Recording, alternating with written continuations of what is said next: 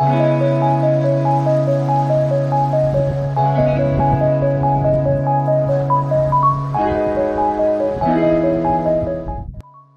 Wave is one of the most incredible hiking destinations on the West Coast. It is a permitted hike, which means that you have to have permission to do this hike, and they are serious about that. So we're gonna get into the whole permitting process, the towns that you can stay at nearby, as well as anything that you need in order to successfully do this hike. Okay, before we go over how to get a permit to hike the Wave, we need to talk about what happens if you don't get a permit to hike the Wave. I knew that you could get in some serious trouble, but I wasn't aware it was quite this intense. So at least a fine of $1,000 up to $10,000. And if BLM chooses to prosecute you, you could also face up to a year in jail. And besides the fact it's disrespectful if you do this hike without a permit, you most likely are going to get caught because there are trail cams along the way, and there are rangers and also volunteers that monitor the trail throughout the day. So when we came through with our permits, when we did this hike, they knew exactly which group we were because they had already checked all the other permit holders in. The first and most common way to get a permit to hike the Wave is through the online lottery system. This is the website you can go to. I will link it below. You apply for permits 4 months in advance of when you want to do this hike. So as we go to the website here, it shows Coyote Butte's North Advanced Lottery, which is the Wave. And as of today, it's January 31st. So the lottery is for the May dates. So with February coming up, you can apply any day in February for any of the dates in June. Same with March, you're going to be applying for July dates.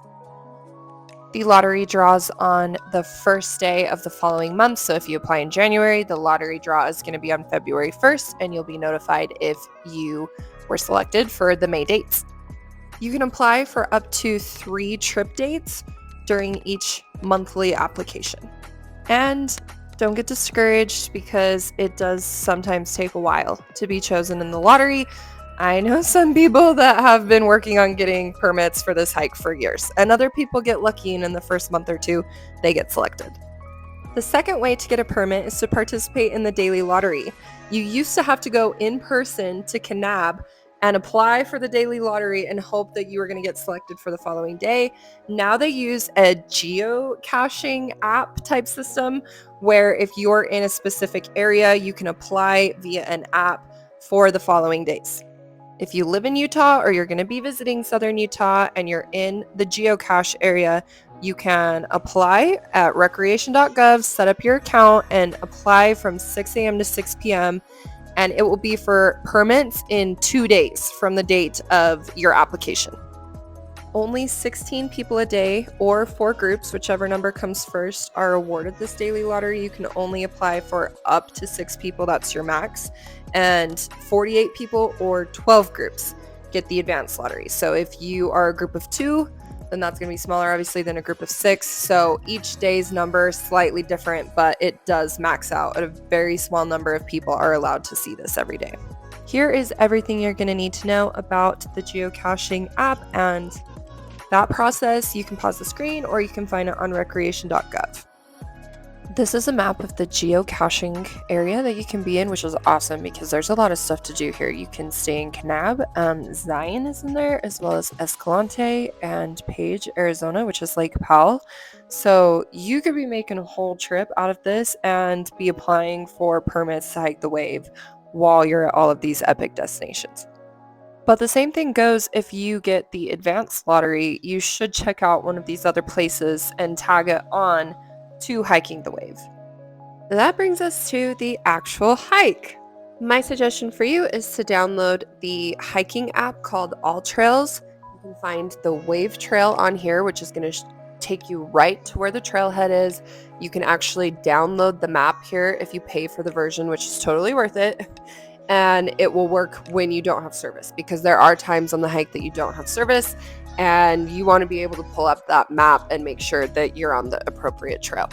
So FYI, as far as driving to the trailhead, you most likely want a 4-wheel drive vehicle.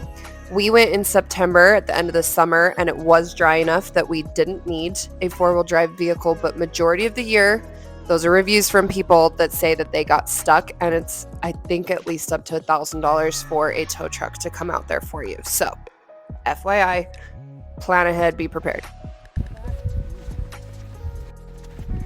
We're hoping she doesn't lead us astray in the desert. This is what the majority of the hike looks like. It is extremely exposed. Majority of the year, it's really hot. It is sandy. There is no shade. You are out in the desert. So please plan ahead. Bring plenty of water, snacks, sunscreen, jackets, though, if you're going to be there early in the morning or at night, because the desert's weird. It's really cold in the morning and the night, and it's really, really hot in the day. And that brings us to the actual wave. Oh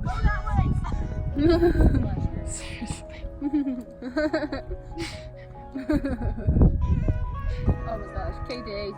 This is why they only give a certain amount of permits a day. Dude, you're gonna eat shit. As you can see, we were very excited to be at the wave. Stuck.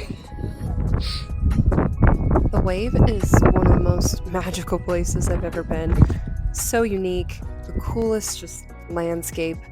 I hope that you guys are able to get permits and experience this for yourself.